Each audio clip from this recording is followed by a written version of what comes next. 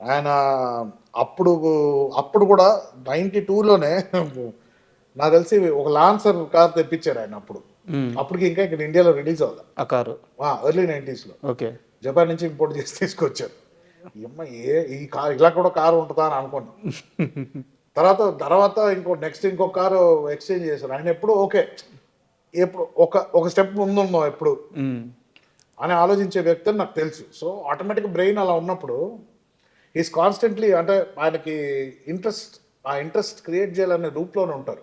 So ఒక character చెప్తుంటే this anything new పర్ఫార్మెన్స్కి నాకు ఉంది స్కోప్ అనుకుంటే చేసేస్తారు. It's simple. Super. And Vijaya Nirmala గారి ప్రస్తావనకు వస్తే ఆమె ఫుడ్ చాలా బాగా వండుతారు, సూపర్ టేస్ట్ ఉంటుంది అని చెప్పి చెప్తారు అనమాట. మరి మీకెందుకు స్టార్ హోటల్స్లో తినాలని కోరిక? నాకు తెలిసి కొన్ని లక్షల రూపాయలు మీరు స్టార్ హోటల్స్లో ఫుడ్ కోసం, బైక్స్ మెయింటెనెన్స్ కోసం కొన్ని లక్షల రూపాయలు ఖర్చు పెట్టేశారు అని తెలిసింది. నిజమా అబద్ధం? నిజమే. నిజమేనా? బైక్స్కి ఫుడ్కి ఆల్మోస్ట్ 15 years గ్యాప్. మీరు టైమ్ లైన్స్ అంటే ఇంట్లో సేమ్ చెప్పాను కదండి రూల్స్ ఎక్కువ అని. సో నా బాడీ తత్వమే చిన్నప్పటి నుంచి నేను లావుగానే ఉంటాను. సో నేను మధ్యలో సన్నపడిన సినిమాకి అదొక చిన్న ఇంత percentage of my life. So star హోటల్కి వెళ్ళాలని ఒక క్యూరియాసిటీ ఉండేది. సో వెళ్దాం అంటే ఎందుకు ఇంట్లో ఏం తక్కువ చేశారు, అక్కడికి వెళ్ళి నువ్వు థౌసండ్స్ ఖర్చు పెట్టేది వేస్ట్ బదులు ఇంట్లో తిను. బట్ అదే ఎప్పుడైతే నో చెప్తారో కొంచెం క్యూరియాసిటీ ఇంకా పెరుగుద్ది. కరెక్ట్. బట్ అఫ్ కోర్స్ నాకు పాకెట్ మనీ ఇవంతా తగ ఇచ్చేవారు కాదు. కొంచెం తెలుసు వీళ్ళకి ఏజ్లో ఇస్తే అనవసరమైన అలవాట్లు ఇవన్నీ స్టార్ట్ అవుతాయి, ఫ్రీడమ్ ఇవ్వకూడదు ఎక్కువ. సో కొంచెం కంట్రోల్లో ఉంటేనే కరెక్ట్ అనుకునే ఆవిడ పెట్టారు. ఇప్పుడు ఎప్పుడైతే ఎడిటింగ్ స్టార్ట్ అయిందో నాకు పేమెంట్ సక్సెస్ఫుల్ ఎడిటర్ అయిపోయాం. ప్రోమోస్, అది కూడా ప్రోమోస్ అంటే మనకి డైలీ పేమెంట్స్ ఉంటాయి. సరే, సారీ టు ఇంటరప్ట్ యూ. అది వేరే ఇంటర్వ్యూలో కూడా విన్నాను, 1000 పైగా ప్రోమోలు చేశాను అని చెప్పి అన్నారు. నాకు ఆ ప్రోమోలు అంటే అర్థం కాలేదు, అది అడగదాం. ప్రోమోస్ అంటే ట్రైలర్స్ అండి. ట్రైలర్స్ సినిమా ట్రైలర్స్ ఈ పైన అంటే maybe figure of speech probably ఒక 400-500 చేసి ఉంటాను. ఓకే. అంటే నేను ఒక్కడే కూర్చుంటే మా టీం ఉండేది, అంటే నాకు అసిస్టెంట్స్ ఉండేవారు. ఓకే. వాళ్ళు చేసి నేను చూసేది ఇలా లెక్క లేదు, చాలా చేసాం, నాకే లెక్కలేదు. కొన్ని సినిమాల పేర్లు కూడా గుర్తులేవు. So please continue. ఆటోమేటిక్గా ఫ్రీడమ్ వచ్చేటప్పటికి ఒక ఫీలింగ్ ఉంటుంది. 5 star హోటల్ కూర్చొని తింటే చాలా లెవెల్ బాగుంటుంది. అంటే అక్కడ ఏమేం చేస్తారు, దాంతో రియలైజ్ అయింది ఏమంటే అక్కడ పెట్టే బిర్యానీ చాలా చండాలంగా ఉంటుంది. ఇంట్లో నార్మల్ చేసిన బిర్యానీ రిలీజ్ అవుతాం. కానీ ఎడిటింగ్ చేసే టైంలో లేట్ నైట్స్ చేసేవాడిని. సో లేట్ నైట్స్ ఆకలి వేస్తే టక్ మనం వెళ్ళిపోయేవాడిని. అప్పుడు డబ్బులు ఉండేది. అంటే ఏజ్ అండి, అదే ఏజ్లో రావాల్సిన సంపాదన ఆ రేంజ్లో రావాలి. నాకేమో చాలా ఎర్లీగా వచ్చింది. సో ఆ టైంలో ఏముంటుంది, కార్కి సిస్టమ్ వేయించుకోవాలి, పెద్ద స్పీకర్లు వేయించుకోవాలి. అందరు ఫ్రెండ్స్ అందరూ వేయించుకునేవారు, ఇంట్లో డబ్బులు ఇచ్చారు, మనకు ఉండేది కాదు. అది అడిగితే ఎందుకు కార్లో సిస్టమ్ ఎందుకు, కార్లో ఇస్తారు కదా డిఫాల్ట్ స్పీకర్, చాలా మ్యూజిక్ వినడానికి పెద్ద స్పీకర్లు ఎందుకు అని అనేవారు. సో ఉంటుంది, నేను అది ఎక్స్ప్లోడ్ అని ఇవని ఏదో యాంప్లిఫైర్ ఉంటాయి కదా. సో ఈ డబ్బులన్నీ దాంట్లో. బట్ నేను ఈ రోజుకి చెప్తా, నేను ఎప్పుడు రిగ్రెట్ అవ్వలేదు. ఎందుకంటే ఈరోజు నేను కొంచెం ఆలోచిస్తా ఖర్చు పెట్టడానికి, అప్పుడు ఆలోచించే వయసు కాదు. సో అన్ని ఎక్స్పీరియన్స్ చేసి చాలా ఓకే స్టార్ హోటల్లో తిని లాస్ట్ ఇప్పుడు 5 star హోటల్కి వెళ్దాం నేను అనండి వెళ్తున్నాం. మీరు ఒక్క రోజులో పే చేసిన హైయెస్ట్ పే అని సార్ హోటల్లో? అంటే మాక్సిమం మాట ఇప్పుడు 2004-05 ఉండేది. అంటే నార్మల్ అంటే బర్త్డే పార్టీ ఒకసారి ఇచ్చానండి, that will be the highest 20,000 something. Okay. అప్పుడు ఒక 7 people వెళ్ళాం. ప్రాబ్లీ ఈ రోజు ఇట్ విల్ బి మోర్. అవును, 10 రెట్లు. రెగ్యులర్ గా వీకెండ్స్ వెళ్ళేవాళ్ళం తినడానికి, 4-5 వేలు అయ్యేది. బట్ ఏంటంటే మనకి అది ఎయిటింగ్ ఎవరికి లెక్క చెప్పడానికి లేదు కదా. అవును, వచ్చేది తినేవాళ్ళం. అంటే నేను ఒక్కడే వెళ్ళేవాడిని కాదు, నలుగురు 5 వెళ్ళేవాళ్ళం, కూర్చునేవాళ్ళం, తినేవాళ్ళం, ఎంజాయ్ చేసేవాళ్ళం, వచ్చేవాళ్ళం. ఏసీ మంచి అట్మాస్ఫియర్, మైక్రోసాఫ్ట్ సిఇఓస్ వీళ్ళందరూ కూర్చొని ఉంటారు, మనకు ఒక పెద్ద ఫీలింగ్. వాడికి వెళ్ళి వీళ్ళతో మేము తింటా ఉంటున్నారు.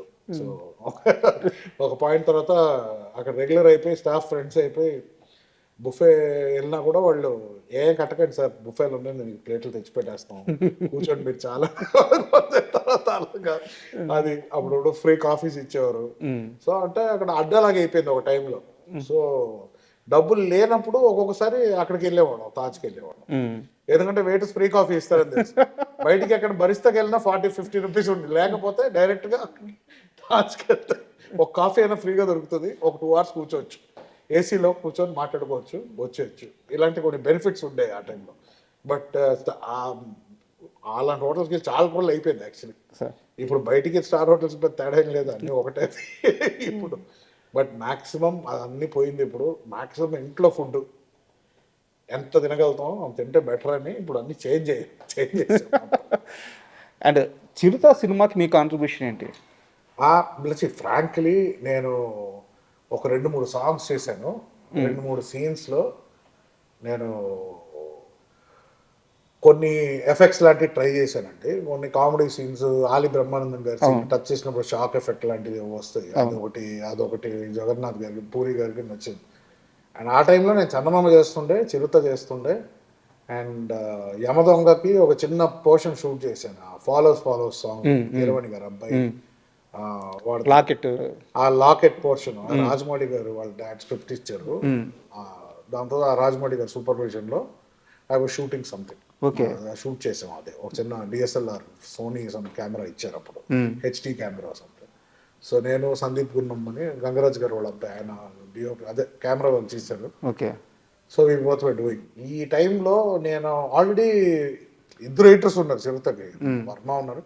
మోస్ట్ ఎడిట్ వర్మనే చేశాను actually. I did 3-4 songs and ఫైట్లో కొంచెం అటు ఇటు ఏదో ఫస్ట్ ఫైట్ సెకండ్ ఫైట్ కొంచెం చేశాను. దాని తర్వాత నేను లాస్ట్కి నేను తక్కువగా చేశానండి, టైటిల్ అవసరం లేదులేండి, వర్మకి క్రెడిట్ ఇచ్చేసేయండి అని చెప్పాను. బట్ అప్పటికే లేదు ప్రింట్ చేసేసాము, ఇంకా ఇప్పుడు అవ్వదన్నారు. సర్లే ఓకే అని చెప్పేసి ఇంకా ఐ డెంట్ కాంట్రిబ్యూట్ మచ్, ఒక 20% ఎంతో చేసి ఉంటాను నాకు తెలిసి. ట్రైలర్ చేశాను అంతే, టీజర్, ఫస్ట్ టీజర్ వచ్చింది అది ఒకటి చేశాను. ఇక్కడ నాకు చిన్న డౌట్, యాక్చువల్గా రామ్ చరణ్ మీకు చాలా చిన్న వయసులో క్లాస్మేట్. మీరు ఈ సినిమాకు పనిచేసేటప్పుడు చరణ్ అంటే ఆ చరణ్ ఈ చరణ్ కలిసి మాట్లాడుకోవడం, ఆ ఎక్స్పీరియన్స్ షేర్ చేస్తారా? అసలు చిరుత టైంలో ఏం జరిగింది? చరణ్కి నాకు అంటే టైం టు టైం కలుస్తూనే ఉండే. ఏదో ఒక అంటే హైదరాబాద్ వచ్చిన కొత్తలో నాకు ఎవరు తెలియదు. ఓకే. సో నేను చరణ్నే కలవడానికి వెళ్ళాను. బట్ లైఫ్ ఇక్కడ కొంచెం కాంప్లికేటెడ్. చెన్నైలో చాలా సింపుల్గా ఉండేది. ఇక్కడ బయట వస్తే ఎక్కడ పీస్ఫుల్గా ఎక్కడ చాట్కి వెళ్దాం అన్నా కూడా తినిచ్చేవారు కాదు పాపం మనోడిని, రామ్ చరణ్ గారిని. కానీ నాకు రామ్ చరణ్లో ఒక విషయం నాకు ఏం నచ్చుతుంది అంటే, నాకు 4th స్టాండర్డ్ నుంచి ఎలా గుర్తుకున్నాడు ఇప్పుడు అలాగే ఉంటాడు. ఓకే. సో సక్సెస్ ఫేమ్ అనేది ఆయన చేంజ్ చేయలేదు. So that is one great. అది అలా ఉన్నోళ్ళు చాలా గ్రేట్ అని నా ఫీలింగ్ యాక్చువల్లీ. సో చాలామందిని చూసి నాకు ఇప్పుడు నేను స్కూల్ టైంలో ఎలా ఉన్నానో మ్యాక్సిమం అంతే. మన ఎక్స్పీరియన్సెస్ చేంజ్ అవుద్దేమో కానీ, మన కొన్ని ఆస్పెక్ట్స్ చేంజ్ అవుతాయేమో కానీ మన మనిషి లోపల ఉన్న సోల్ మారదు. Correct. Tej is one of the same people. ఇంకా 4th స్టాండర్డ్లో ఉన్నాడు అనుకోండి, అది వేరే మానసికంగా. బట్ చరణ్, నేను లాస్ట్ చరణ్ని కలిసిన టైం వాజ్ గోవిందుడు అందరు వాడి టైం. ఓకే. సో ఆ టైంలోనే 2-3 సార్లు కలిసాం. సో దాని తర్వాత ఆటోమేటిక్గా నేను ఎక్కువ సోషల్గా తిరగను. సో దాంతో నేను కలవడం లేదు, కానీ అప్పుడు he was the same, the way he talks, same person. ఏ మొత్తం మార్పు ఉండదు. So is the same genuine kind guy. So that is one thing I really like. So Chirutha కూడా ఫస్ట్ నన్ను చరణే వచ్చి అడిగారు ఫస్ట్. ఓకే. వచ్చి ఇలా ఎడిట్ చేస్తామని అడిగాడు. చేస్తానని చెప్పాను. దాంతో వెళ్ళినప్పుడు చెప్పారు 2 ఎడిటర్స్ ఉన్నారు, సో కొన్ని పోర్షన్స్ నువ్వు, కొన్ని పోర్షన్స్ ఆయన.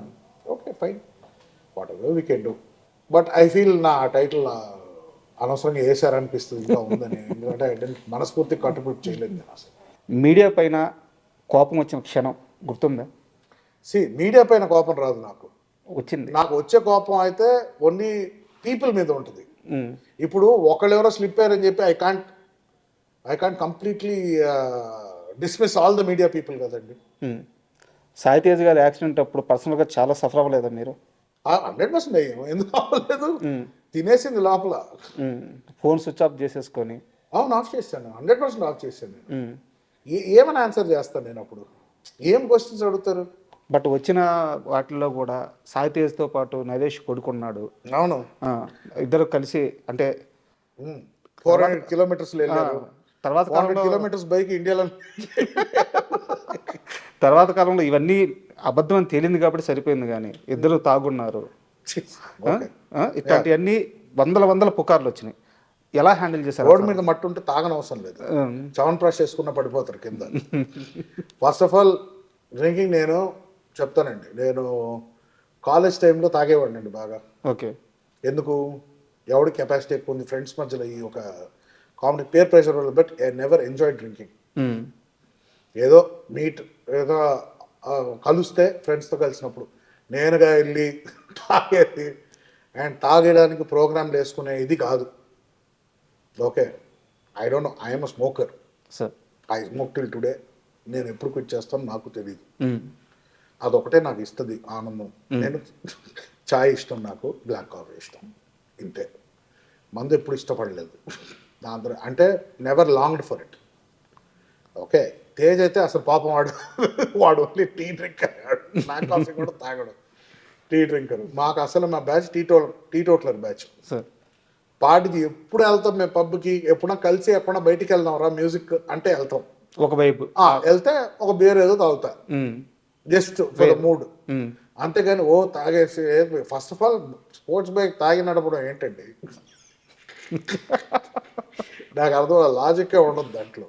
సి డెఫినెట్లీ స్కిడ్ అయితే పడ్డాడు, but as he was not drunk, he doesn't drink.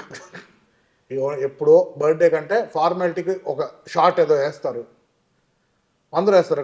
లేక ఇప్పుడు 40 ఏళ్ళు వస్తుంది అందరికి, ఇప్పుడు ఏం చిన్న స్కూల్ పిల్లల. But alcohol never. నేను ఐ యూస్ టు. మధ్యలో they was a face where I drank and నా ప్రాంకేస్ దొబ్బింది.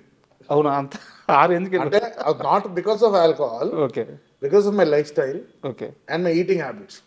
సార్, సాయి తేజ్ గారు యాక్సిడెంట్ అయిపోయిన తర్వాత మీరు అంటే అక్కడ ఒక స్పేస్ ఇద్దామని చెప్పి గ్యాప్ తీసుకున్నారు. తర్వాత ఎప్పుడో మీరు కలిసి ఉంటారు కదా, తర్వాత ఆ ఇన్సిడెంట్ తర్వాత ఆయన కాన్షియస్లోకి వచ్చిన తర్వాత ఏదో ఒక రోజు మీ ఇద్దరు కలిసారు కదా. 100%. ఫస్ట్ టైం ఆ మీటింగ్ మీ ఇద్దరి మధ్య ఏం జరిగింది సంభాషణ? ఎందుకంటే మీ ఇద్దరు థిక్కెస్ట్ ఫ్రెండ్స్. ఆయన మిమ్మల్ని చూడంగానే ఏం మాట్లాడారు, మీరు ఆయన చూడంగానే ఏం మాట్లాడారు? ఏమైనా ఫస్ట్ హగ్ చేసుకున్నాం, దాని తర్వాత చెప్పండి. నెక్స్ట్ ఏదో బైక్ కొందాం అన్నాడు అప్పుడు.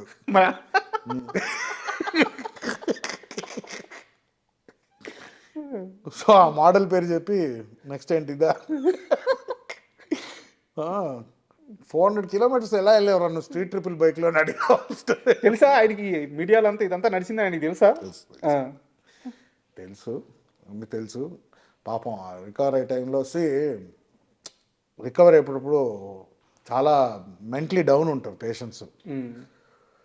సో బాడీ డౌన్ ఉంటుంది, ఎనర్జీ లెవెల్స్ డౌన్ ఉంటుంది. ఎందుకంటే మనోడే ఏజ్డ్ పర్సన్ కాదు కదా, ఈ వాజ్ యంగ్, యాక్టివ్, ఎవ్రీథింగ్. ఇప్పుడేంటి బ్రెయిన్ రెస్పాండ్ అవ్వడానికి టైం పడుతుంది, స్పీచ్ ఇంపైర్మెంట్ ఉంది. సో లోపల మానసికంగా నాకే ఒక 2-3 సర్జరీస్ తర్వాత రికవర్ అయ్యే 15 days చాలా చిరాగ్గా ఉంటుంది.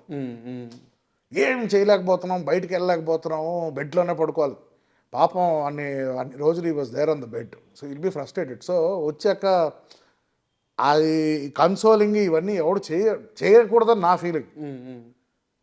అండ్ నా గురించి తెలుసు, నేను ఏది సీరియస్గా తీసుకోవాలని తెలుసు, అన్లెస్ ఇట్ ఈస్ డెత్.